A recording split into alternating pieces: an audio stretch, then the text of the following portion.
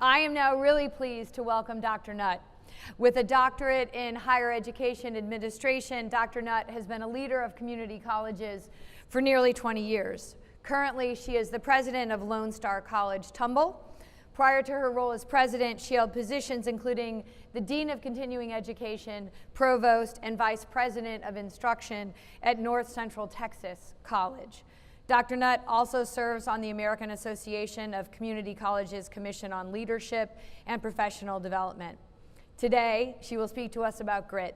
Please join me in welcoming Dr. Nutt. Well, good morning. Let's give Philip and Joan another round of applause because you guys were just amazing. What a phenomenal story, and you really just set up everything I want to share today so well, and congratulations to you on both of your successes, and just thank you for sharing your stories. And thank you for letting me be here today. It's really fun to come all the way from Texas. This is my first trip to Rhode Island. I was really looking forward to some fall New England weather. One of my strengths is taking responsibility. It's also a curse because I feel very responsible for the heat today. It's not my fault, but I do feel like it's my fault because tomorrow it's supposed to be nice, right? And I'm leaving this afternoon, going back to Houston where it is hot. And I do want to say, though, thank you for the invitation to be here. It's really more my benefit to come and learn what other colleges in the country are doing. And what's happening at CCRI is quite phenomenal. And it's really fun to hear all of the programs and all of the passion and all of the commitment and all of the success stories in Rhode Island. And to hear and see students, this is kind of, I'm trying to keep this from popping, the same thing's happening in Texas. And so collectively, as a community college, it doesn't really matter if it's Rhode Island or Texas or Oklahoma or wherever. We have a very common mission, and that's to transform lives. And so it's just an honor to be here and to get to share our story with you, to hear your story, and then maybe find some commonality in what we're doing. And maybe what we do and the story that I share with you, you can take away from as well. So these are my students. These are some of our success stories, just like you heard from your students this morning. And so as I listened today, I heard you talk a lot about beliefs. Dr. Crocker believed in you, so you believed in yourself. That's the essence of what we do. And that's what I want to share with you today. Let me give you just a little bit of context so that you know where I'm coming from and how we got started in this work with grit. So I'm a Texan. Megan said she could hear an accent. I'm sorry. I hear it in you all. I don't hear it in myself. Notice I said you all. I did that on purpose instead of y'all. But so I grew up in Texas, swore I'd never live in Houston. I don't live in Houston. I live in Tomball. It's not Tomball. It's Tomball, named after a man named Tom Ball. Lone Star College is one of 50 community colleges in Texas. Is anybody here from Texas? Anybody been to Texas? All right, a lot of people have been to Texas, but nobody from Texas. Okay. One of 50 community college districts in Texas. Our system is made up of 6 colleges. Our college has one board of regents, but there's not a state board. So each of the 50 districts have individual boards that govern them. We're accredited as one institution by the Southern Association of Colleges and Schools, but each campus has a president, and we operate as a system, but each college has its own room to have its own culture, its own creativity. It's kind of the best of both worlds. Collectively, we have 85,000 credit students. So that makes us one of the largest community colleges in the country. When you add non-credit students on top of that, we're over 100,000 students. They do everything big in Texas, right? My campus is the smallest of those 6. So I have about 9,300 students. The average community college in Texas is 5,200. So 9,300 is relative. So it's twice the size of the average size, but in the smallest in the system. I'm also the most rural campus. So even though we serve the area about 1,400 square miles north and west of Houston, which is one of the second most diverse city in the country, financially, ethnically, every way you could be diverse, we sit in the most rural part of that area, service area. When I became acting president in fall 2014, our enrollment was in a rapid decline. I looked at the budget. I was vice president of instruction for a couple of years before I became acting president. Looked at the budget, and we were looking at a $330,000 deficit if we didn't stop spending. So I had the glorious joy of looking at the faculty and saying, guess what I get to do? We get to freeze the budget, and that's what we did. But we did it from a place of transparency and openness, and we said, we've got to do something different, and we did. And so we went from a $330,000 deficit in our time, our budget was about $22 million, to being in the black. We did not go over budget. Today, I just looked at our numbers. Our enrollment, even though the system for Lone Star's enrollment is down by about 2%, Lone Star College-Tomball's enrollment by head count is up 6%. Our contact hours are up 2%, our credit hours are up 2%. We're doing something right. We turned a ship, we turned a culture, we turned something, and it's working for us, and I believe the work that we're doing here is making a difference for us. Now, that's some context for the college. I do want to say I'm quite impressed that you remember your kindergarten experience. I can't remember 1973 when I was in kindergarten. That was a very, very long time ago. I will tell you my mother, however, remembers a story, and I'll have to edit it just a little bit. Anybody remember, and this is probably for the women in the room, back in the early 70s, and I think you can still find them today, and you have Hobby Lobby up here? Okay. So it used to be kind of a fad where you would get these rugs that you would make with individual pieces of yarn, and they're latch hooks, yes. So you'd get this hook, and you would take this yarn, and you would create these rugs by design, right? Everybody remember those? This is my kindergarten memory, my poor mother. Apparently, the teacher asked, "What do your parents do?" I didn't know. All I knew was I saw my mom using this hook to make this rug. So I said, my mom is a rug maker. Right, so you got it, right? So that is my memory of kindergarten, so I'm quite impressed. So that was quite the experience for my mother. She had to go to school and explain, no, I'm not a hooker, I just make these rugs. So, all right.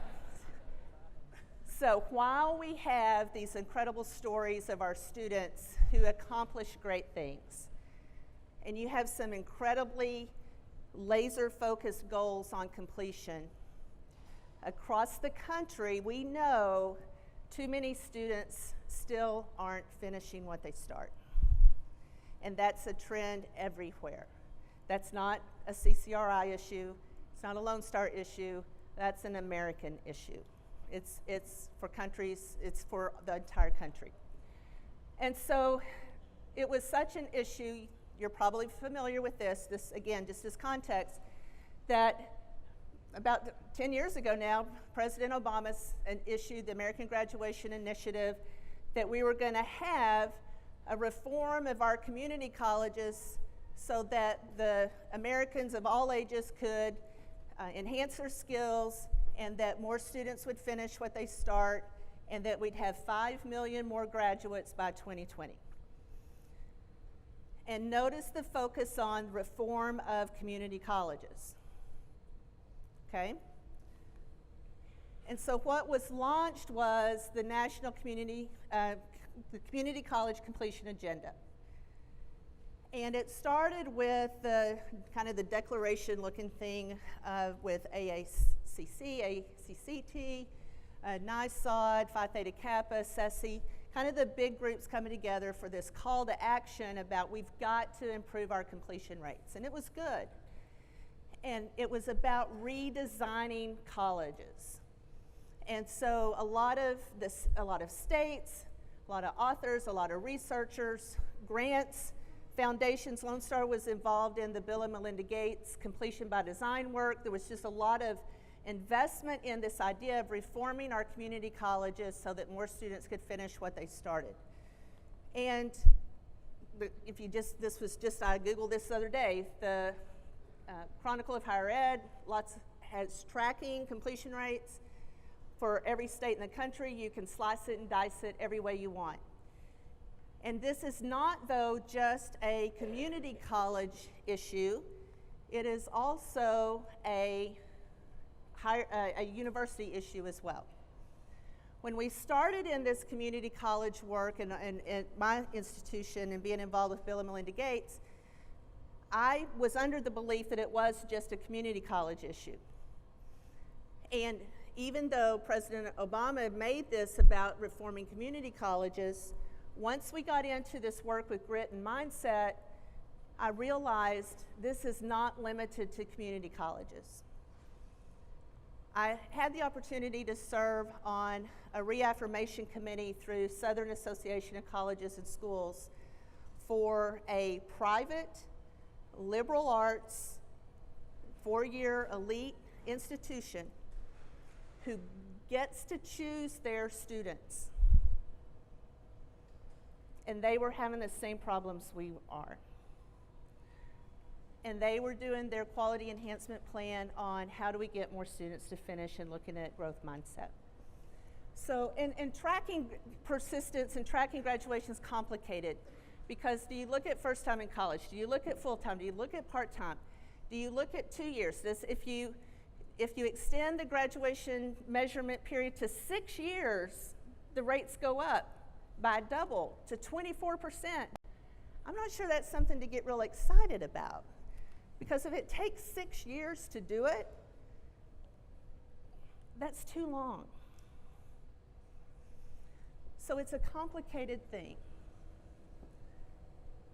So then we say as community colleges, well, students don't come here for a degree, they just want a class and then they transfer. There's truth to that. But even when you track, if they finish at a different institution, the numbers aren't that much better.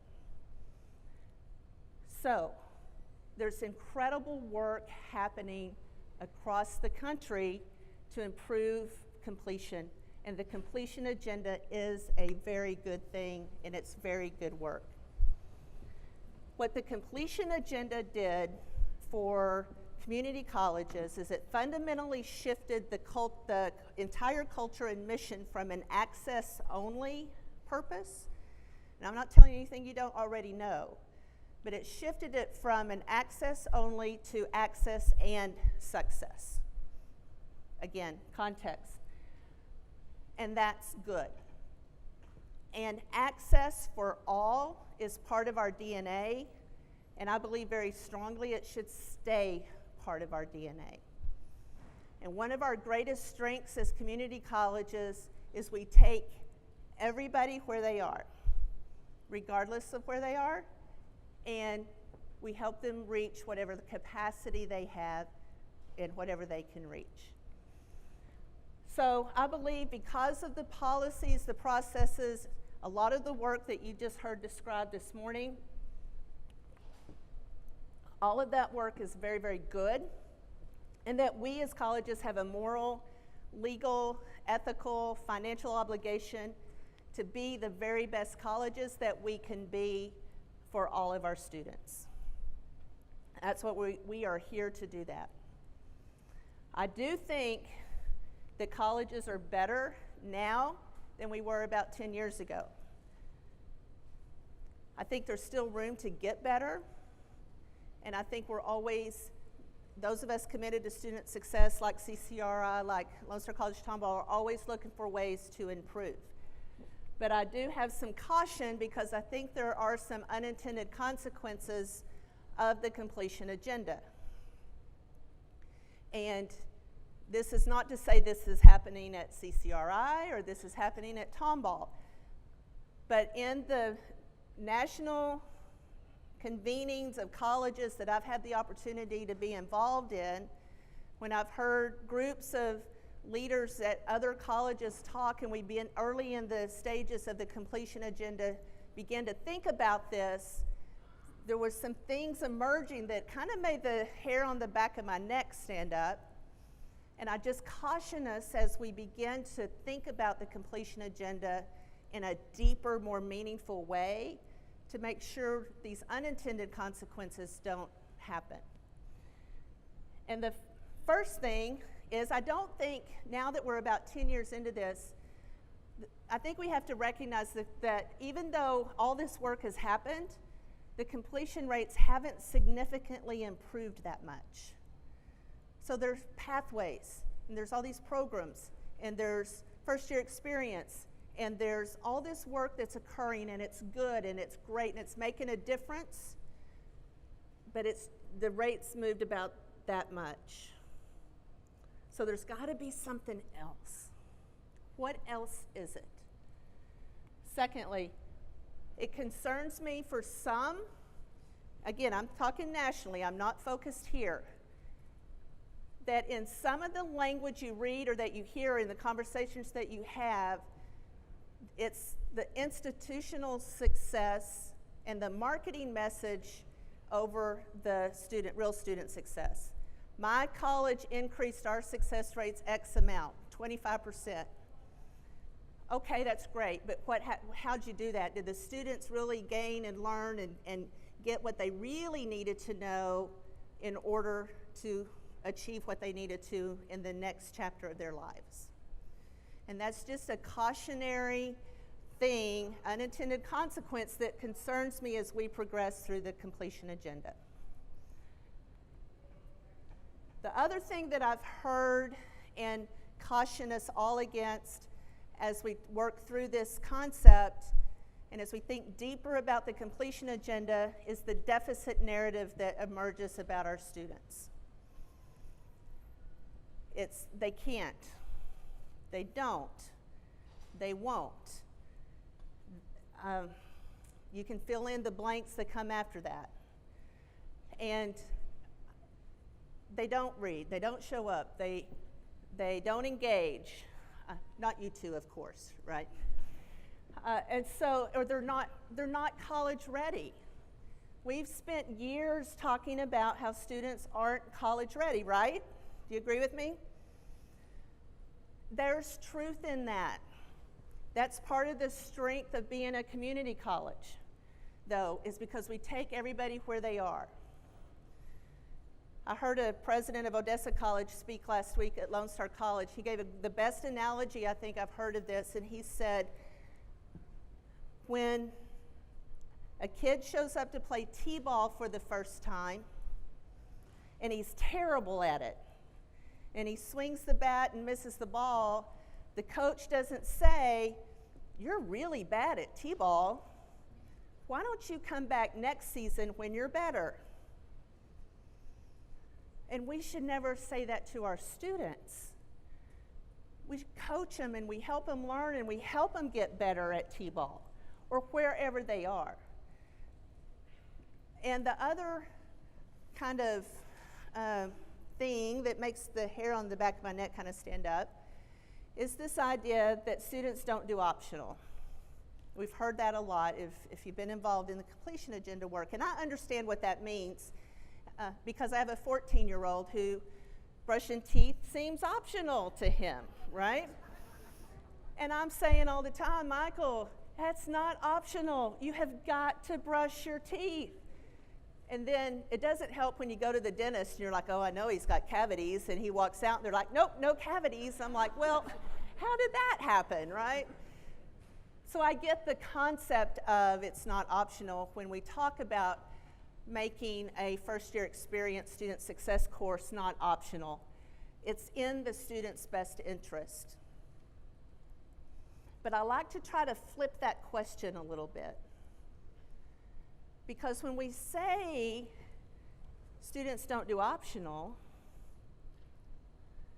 they showed up. It was an option. Coming to college was optional in the first place. So why do we say they don't when they did? And taking away that idea that students don't do optional, to me, is a part of a deficit narrative that I really caution us about. And we need to, I want my college, and I really want to give voice to other colleges, to look at our students more with an asset narrative rather than this deficit narrative. And then finally, completion matters. There is no doubt in my mind that completing a degree makes a difference. It opens doors, it provides opportunity, it changes families, it creates a different life. But if completing a degree is the end goal, that's too short-sighted. Because the real worthy goal is not the degree itself, it's the transformation of the life. That's the real goal. The degree, the completion is just the mechanism. And so it's through the grit work, the mindset work, it's the preparation for life after the degree that's more compelling to me and gets me out of bed every morning. So I hope that in our work on completion and helping raise graduation rates, that we look at it more as how are we preparing our students for success after graduation, and not really just to complete a degree. And a personal bias I have is I think the completion agenda title needs to be done away with, because the completion agenda is incomplete, because it's not about completion at all. I think it's really more about the student's mindset and their success after completion. So let's talk about student entitlement for a minute, because I hear this kind of under the deficit narrative. Students today are entitled. Yes or no? Yes. Is that good or bad? It's a trick question. Is it good or bad that students are entitled today? Depends on what they're entitled to, right? Here's what I think they're entitled to, and this falls into the kind of culture that an institution creates, because I believe they are entitled to some very important fundamental things they should get. Accurate advising. Simple, but they're entitled to that. I have been known to say before to our faculty, look, we're not doctors, we're not doing brain surgery, we're not doing open heart surgery. If we make a mistake, no one's gonna die. But I don't say that anymore, and here's why. Because if we make a mistake and we advise wrong, or they get the wrong course or whatever, it might cost them a year. And that can be devastating. They may not can get the job, they may not can finish on time. And so that work can be as devastating, and so it elevates the importance of doing it right. They're entitled to safety, relevant, and meaningful course content, a well-prepared, dedicated, competent, caring faculty, academic support services, and an environment that values different perspectives. They're entitled to courses offered at times that enable them to make progress on their path, accommodate responsibilities that they must balance. You can read accurate information about financial aid, et cetera, et cetera. And so in this, just context of the completion agenda and student entitlements and what they do, what they are entitled to, I think these things they do deserve. All right, all of that said, I am trying very hard at our college through the grit work to think differently about completion. And here's how. We've seen that through what's been done so far, completion rates aren't increasing that much. So why? So if a student isn't finishing a degree, what do they have to be able to finish before they can finish a degree? A semester. And in order to finish a semester, what do they have to finish? A class. And to be able to finish a class, what do they have to be able to finish? An assignment. So if we break it down by that, what does that take? And you begin to look at levels of interaction with somebody, and there's 4 levels of interaction. You can ignore somebody, and I think this is exactly what your Just Say Hello program does. You can walk right by somebody and never interact with them, and that's your least positive impact. And by just saying hello, you've at least done something to them, you've interacted with them, and then you move over to the do with somebody, which is your most significant, most powerful level of impact. Where I think the completion agenda has spent most of its time so far is in the do to and do for. We're going to do all of these programs, we're going to have all these pathways, we're going to create all of this stuff around you to do to and for you to help you complete. And that's good. We need that. But we also need now, I think, to move into this higher level of impact and do with our students. So what does that mean? Because that's kind of vague and like, how do you do that? When I think about the completion agenda, people are the source of the completion. They're the reason why. It's policy, process, all of that matters, but people are who matter. They're the why. So it's not just about a degree. It is about a degree. It's not just about a degree. It's about life, because life is what? Hard. It's unpredictable, right? And our students experience this daily, and life is daily. If you haven't read this book, I recommend that you do, because Senator Sass says it really, really well. And he was I forget if he went to Harvard or Yale, but he was also a college president before becoming a U.S. Senator. And as you can read on the quote, I know it's a lot of text, but I tried to highlight the important part. And his point is, none of the country's problems that need to be resolved are going to be unless we have an educated, resilient citizenry capable of navigating the increasing complexities of daily life. So why would he say that? He gives a story in the book as a college president of asking a group of students to decorate the Christmas tree in the commons area. Simple enough, right? He walks out, the Christmas tree is decorated about halfway up, but not the top part. He's like, why didn't you decorate the top part? We couldn't find a ladder, so they just stopped. Well, why didn't you look for a ladder? Well, I didn't know how to go look for a ladder. Well, and it's a simple example, but to him it was a powerful way to demonstrate. It was just, we just had to stop. We didn't know what to do. He did the best they could, but how do you take that next step? And so I highly encourage this book. We need curious, critical, engaged young people who can demonstrate initiative and innovation. And I think as open access institutions, we're uniquely situated to help do exactly what the senator's calling for in his book, is to prepare educated, resilient citizenry who's able to do this. Now, I want to, at this point, say, I know, because I know them, and I have deep, abiding respect for our students who are navigating very real, very complex situations and are struggling with homelessness and poverty and all of those issues, and they're showing up anyway. And we see those students, and I'm amazed by those students, and we honor those students, and I respect those students. And we have an obligation to those students to help them change their lives.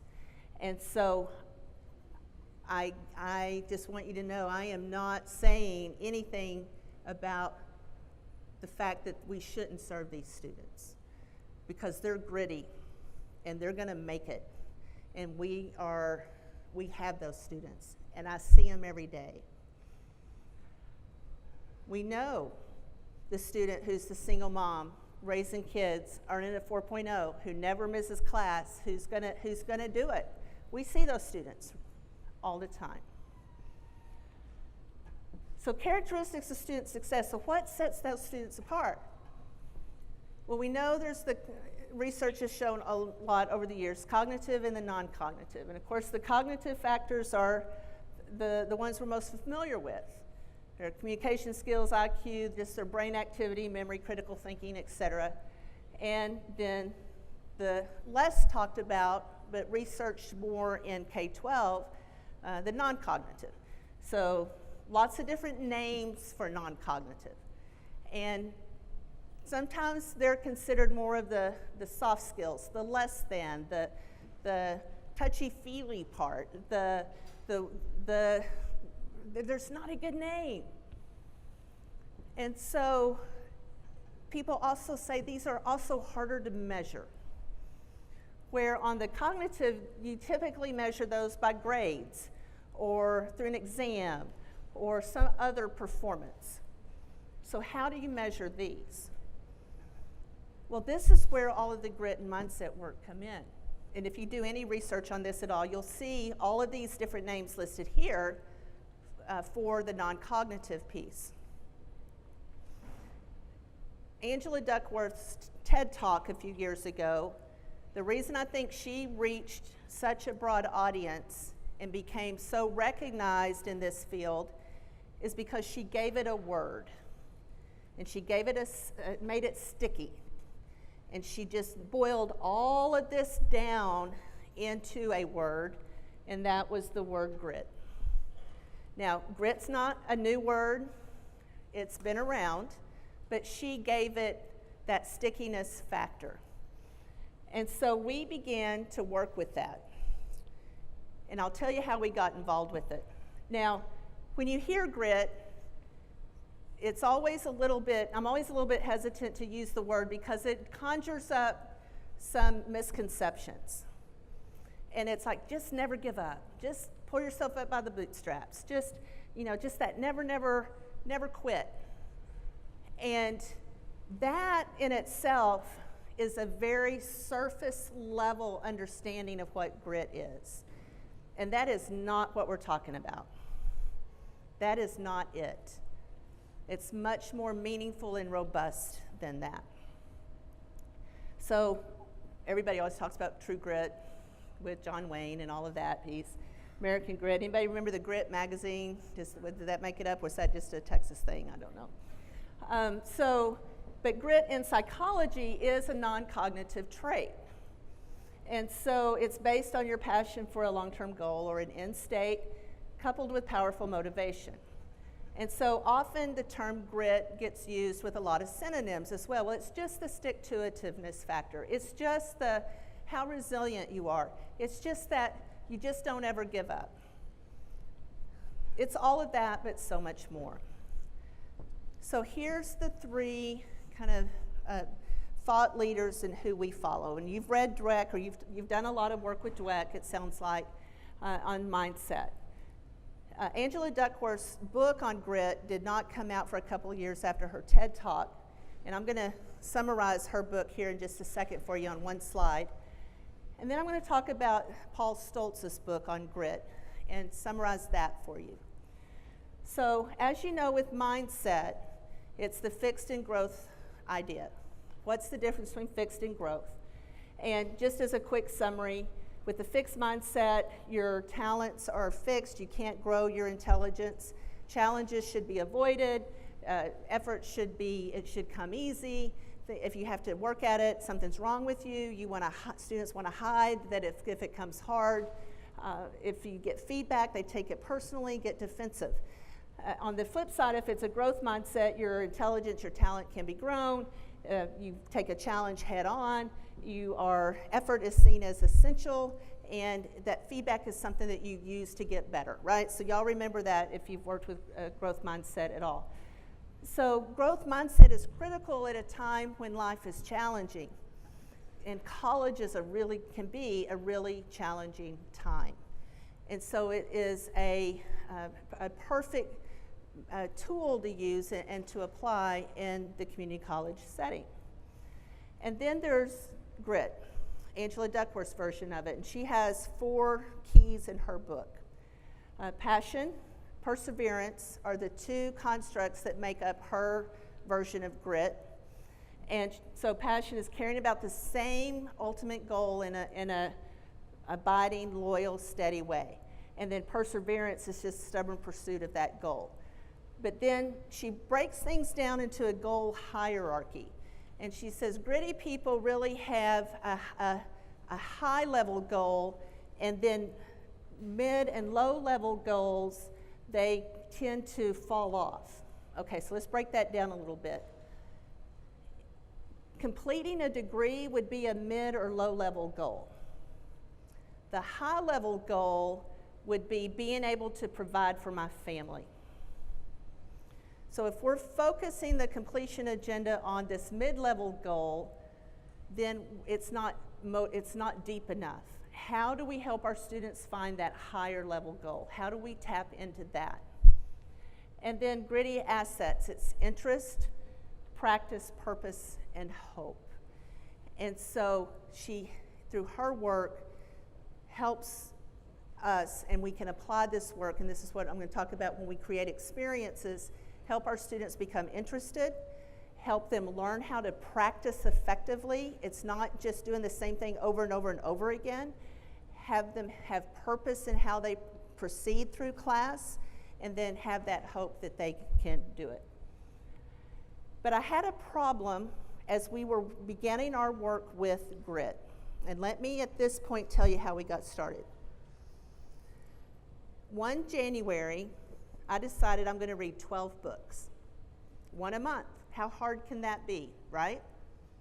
Really hard. Have you ever started something and didn't finish it? Please tell me y'all have all done something and didn't finish it, because we've all done it, right? First book I read was Paul Tuff's book, How Children Succeed, because this had nothing to do with work. It was about being a mom. Second book, Carol Dweck's mindset book. I haven't read any of the other 10, and that was 3 years ago. So I still have time. Those books changed my life, because as I read those books, I realized this is the missing piece in the completion agenda. Because we're not talking about mindset, we're not talking about resilience, we're not talking about instinct or any of that in the completion agenda. We're only talking about policies and processes and programs.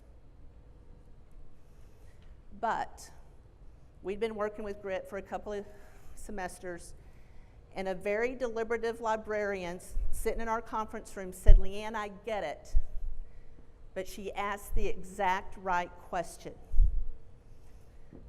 She said, "What do you tell the student who's taken developmental math 7 times? Do you tell them just to have more grit? Because they've got it. They've taken developmental math 7 times. And I was like, dang, I don't know the answer to that. But that's the exact right question. So then that became the question we were trying to answer. And that's when we discovered Paul Stoltz's work. And that's what I want to visit with you about next, just briefly.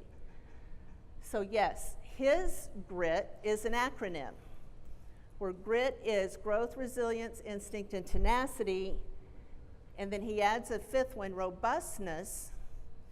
But his work focuses on the qualities of grit over the quantity of grit. So good grit, smart grit, strong grit, Paul Stoltz calls optimal grit. So it makes a difference. And so how our students show grit is not just how much they show, but the quality they show. So as an example, I had a student, real story, last semester, did not do well in an online class because he was sick. Worked with the instructor, she worked with him, but he felt like he should have gotten disability accommodations for having the flu. He took that all the way to the Board of Trustees. He recorded a telephone conversation I had with him. I recorded it too, because I asked him, "Are you recording?" He said, "Yes." I said, "Well, let me record as well." And it was just, he demonstrated tremendous grit in trying to get that grade changed, and great kind of grit. It was not good quality grit. It was all in the wrong way. There was a much healthier, productive way to get to the end result that he wanted. And so I also, there's a couple other stories, I'll save that for later. But, so he had grit. So we wanted to demonstrate good, smart, strong grit. Goal magnitude, goal fulfillment. Paul Stoltz's work is based on 30 years of research, and this is what his work has shown. Also that 98% of employers would pick someone who's gritty over people who may have all the right pedigree but no grit. So we had the opportunity, I don't know exactly how the stars and the moon all aligned, but we had an opportunity to meet and work with Dr. Stoltz. And so we conducted research to kind of test this. This was a couple of years ago. And so we did that. We had 4 research questions. Can grit grow? Does it predict student success? Can the impact of a faculty member in the classroom change student outcomes using grit? And so we tested this using experimental design. We had random assignment of faculty and a with grit and a no grit, and we did pre-assessment using his grit gauge and post-assessment, and we did the experiment in the middle and just really did the best experimental design we could do in this semester.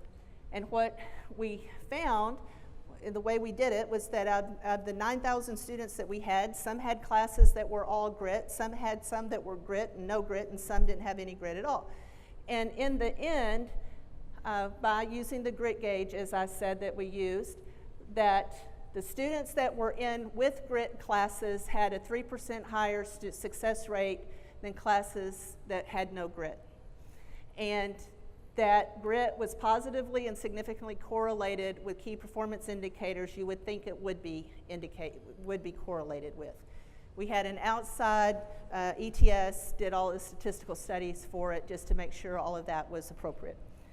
So, even when you accounted for effects of faculty, student gender, student ethnicity, it all was significantly and positively related to higher grades in class. And that was enough for me to know this is something we got to keep doing. And so we do. We give the grit gauge every semester to every student, now first time in college, first time at Lone Star, for free twice a semester. We've got grit in our early college high school, we've got it in TRIO, we've got it in our Title V grant, we've got it in our student services, we've got it, we just submitted a grant through Rand Corporation to the Department of Education for a $2 million research grant to do more research. You can see here we've got grit infused throughout our entire college. It can make a difference, but it cannot become just another program, and it can't become part of the deficit narrative if you're not gritty enough. And there's more. So it's shifting the culture. So talk about a shift. How did we just go from hierarchical linear model to Santa Claus? How did you become a believer in Santa Claus, if you did? Talk about memories as children. How did you become a believer in Santa Claus? How did you help your children become a believer in Santa Claus? That's a real question. Wanted to spread joy, right? So the way we do this is we create an experience. We tell stories. We show movies. He shows up.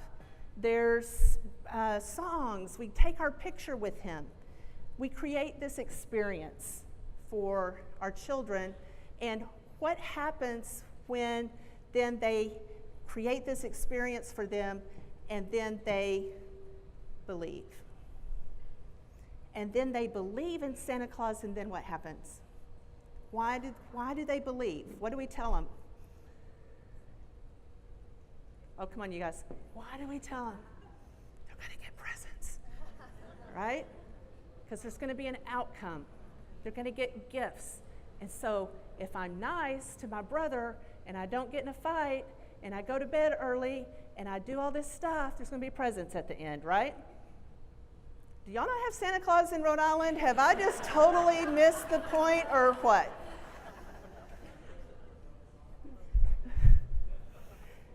So, you create an experience, there's a belief, there's action, and then there's a result. Likewise, what happens when you realize, this is a spoiler alert if you still believe, there's another experience that changes the belief. Maybe you go to school and the Sloan sisters say, guess what, Megan, there is no Santa Claus. Right? Because they're not very nice. You said they were mean. And so that changes that belief. So the actions change. You keep fighting with your brother all through Christmas, and because it doesn't matter anyway, right? So this idea of creating experiences and beliefs is where we are next, and what has to happen next with all the grit work. And that's where I'm headed next. And this comes from the book, Change the Culture, Change the Game. Where the completion agenda is now is at the top of the pyramid with all the actions. And those actions are good. We need those. And you need results. You have a very clear mission on what your results are. 30% graduation rate, I think that's what I heard you say, 30% graduation rate. That is a very clear, stated, laser-focused result. And you've got very clear actions identified. And you'll get close to that. But the beliefs and the experiences you create and the beliefs that your students hold are going to have to be fundamentally identified and worked with in order to fully realize any results. It's a culture shift. And so nationally with the completion agenda, the shift we're trying to make, and I think we need to make, is move beyond the policies, processes, procedures, and programs down into the beliefs of our students, framed around grit. And so let me ask you this. Do you believe this quote? It's another question. If you just believe in yourself, anything is possible. Yes or no? Really? Okay. Well, let me show you this. Do you have Buzz Lightyear in Rhode Island? You didn't have Santa Claus. Okay. What did Buzz believe? He could fly. Could he?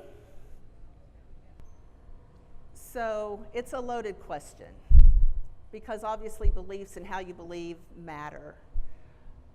But what happens next is he flew. He just didn't do it the way he thought he could do it. He had to have a different experience. It had to be with a rocket strapped to his back and holding Woody, and all of these different things had to happen, and it was just flying. It was falling with style. It wasn't flying. And here's why I don't believe the first quote. I do believe anybody can fly. You can accomplish, people can accomplish amazing things. Part of my story is I have a daughter who has Down syndrome. She has great capacity. But I can't tell her, just believe it, and you can be anything you want to be. That's not fair. It's not right. As a parent, though, how awful does it sound for me to say, don't believe? I want her to believe in herself, and I want her to have the beliefs it's going to take for her to reach her capacity. So it's not just believe, it's have beliefs tied to a result. It's have beliefs that are going to help you achieve what it is you need to achieve next. So it's a loaded question, it's a trick question. What do you think this kid believes?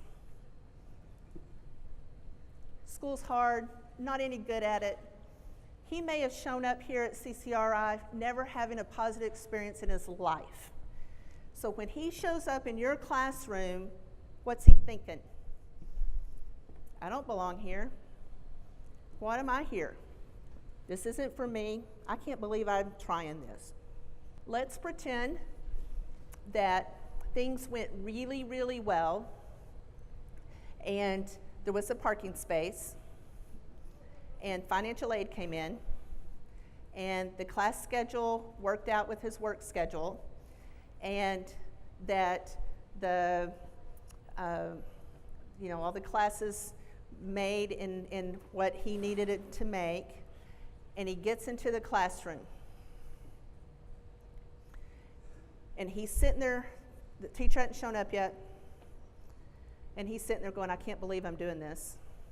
Teacher's not here yet. If I just snuck out right now, they'd never know I was here, because I've been told all my life I'm stupid, and I'm really not supposed to be here. And he's looking around at all of the other people that are in the room, and surely they're smarter, more capable, whatever is going through his head. Those beliefs are real, and those beliefs matter, and those beliefs are going to drive all sorts of actions on his part. And it can be the best program and the best pathway and the best promise ever made, but if those beliefs don't fundamentally change, then that student's not going to be successful. And I don't know much about the Rhode Island Promise, but there's 2,000 students coming. And the odds are there's a percentage of those 2,000 students who may have never had a positive academic experience in their life, who don't believe they belong. And now all of a sudden they've got this opportunity to show up. And so what happens in the experience you create for them is going to matter tremendously. And we'll talk in just a second about how each and every one of you play a role in that. And so this kid who's sitting there thinking, I don't belong here, and if the teacher walks in, faculty are in the room, you walk in and you're late and you're annoyed and you don't want to be there and you're a jerk, he's never coming back, because people look to affirm the beliefs they already hold. And they have that natural tendency anyway, and he already believes he doesn't belong. What about this girl? You ever see these students? You're so smart. You're so capable. Here's a trophy for showing up, right? Never had any adversity in their life. So we've got all these students who have really, really a challenging lives, so much adversity we can't even relate to it. And then students who may not have faced any adversity either. And you've got all of these kind of students in your classrooms and in your advising offices and in your financial aid offices, et cetera. And so she comes with a belief as well. So how do we create experiences for them? This is George. George was president of our Phi Theta Kappa chapter, Alpha Rho Mu. We won our most distinguished chapter recognition 2 years in a row. He was chapter president the first year we won it. It's Jack Kent Cook, Coca-Cola Leaders Promise Scholarship, Coca-Cola Gold Award. That's just part of George's story. George came to Lone Star College-Tomball because in his work he was passed up for promotions. He thought it was because he was Hispanic. It was all the white people that were getting the promotions. He didn't realize it was because he didn't have a degree. He tested into developmental math, and he said he tried to do everything on his own and try to blame others. George told me when he drove up into the parking lot at Lone Star College-Tomball, he sat in the parking lot and cried because he didn't believe he belonged. I shouldn't be here. What am I thinking? And drove away. And for whatever reason, he had the fortitude. He came back. And look what he did. Transformed his life. George works for us now. He's on the front line, and he's telling his story to students every day. And you've got students just like that who are telling their stories every day. So those beliefs are framed around grit. These are just ideas on growth, resilience, instinct, tenacity, beliefs. And these you would flesh out for your own students. And we need to engage students in what do they believe. But growth beliefs, looking at a problem from a different perspective is good. It can help you find a solution. Seeking help's good. Constructive feedback is useful. It's okay to stop doing something that's not working. Resilience, pursuing a worthy goal takes time. Challenges are normal. Challenges can be overcome. You can read. Instinct, how I pursue my goals should have a positive impact on people. This bad grit idea, even as employees. So this good grit, bad grit. I tell people in a hiring situation that it's hard being an internal candidate. And I'm going to use it not as a student example, but an employee example.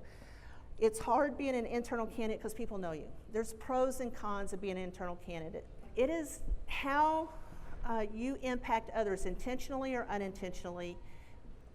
That's what keeps more people from getting a job than their degrees or their experience.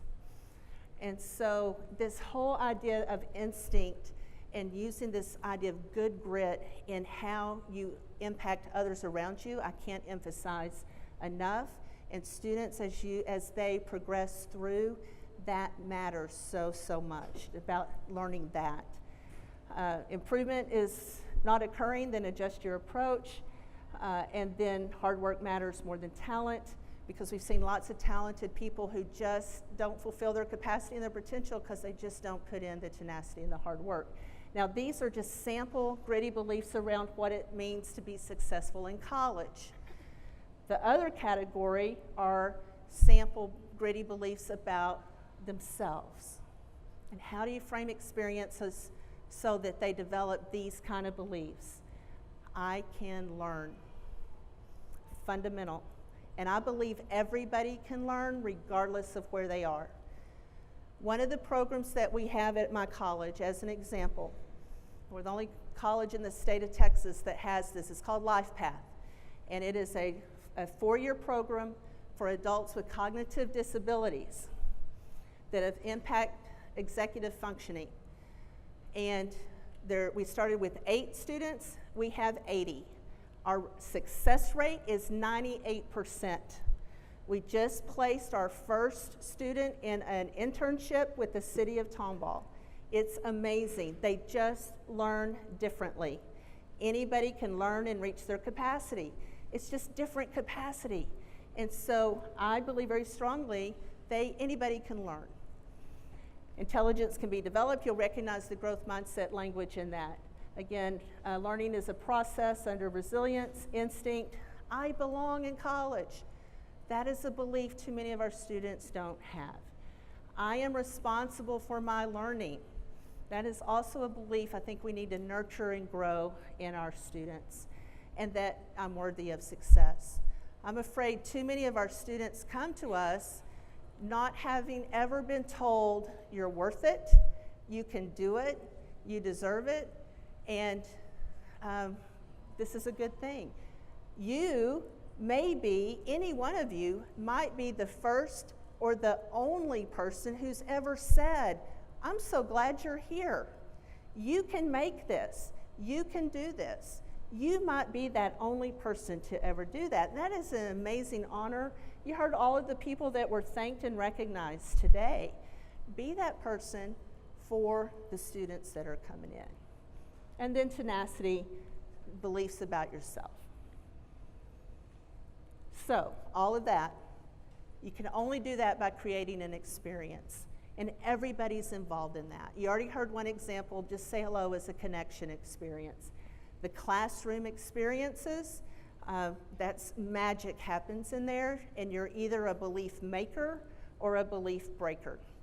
And you're going to create in that classroom those beliefs that students, those are just samples that I shared with you. You're going to make those beliefs or you're going to break them.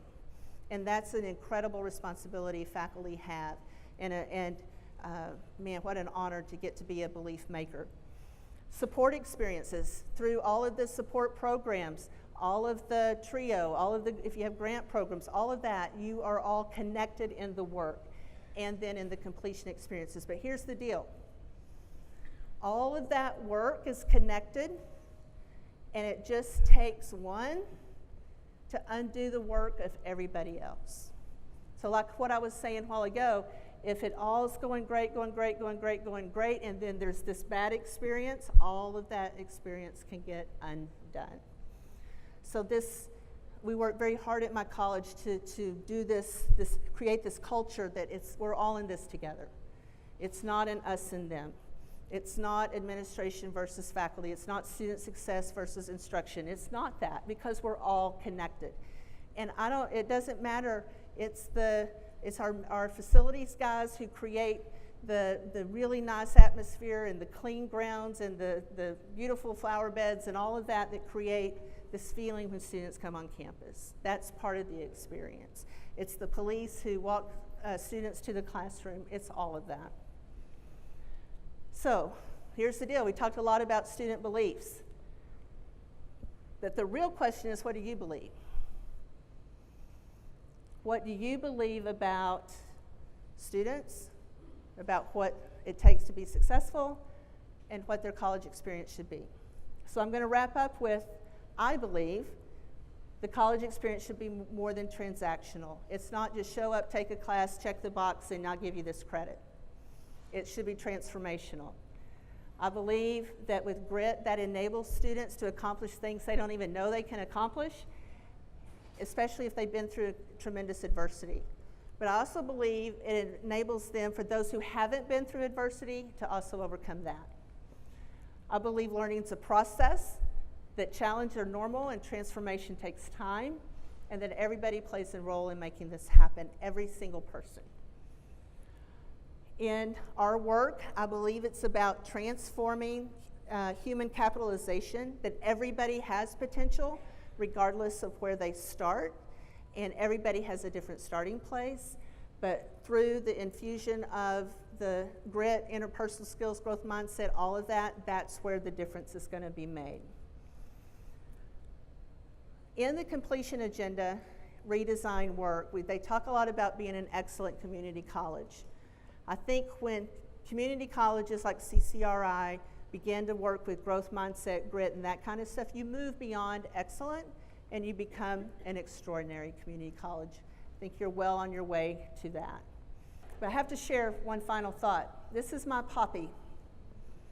On the left, obviously, a younger man, born in Oklahoma, abject poverty, abusive stepdad, cotton farms. His mother, my granny, divorced when it was, you just didn't do that, and in the 20s. And he went to World War II, head injury, had to learn how to walk, talk, do everything all over again. He recovered from that, walked into OU and said, on the GI Bill, and said, where do they need jobs? Where can I get a job if I go to college? No one had ever been to college. He's the only other one in my family who's ever been. And they said, we need pharmacists. He said, sign me up. The man was wicked smart.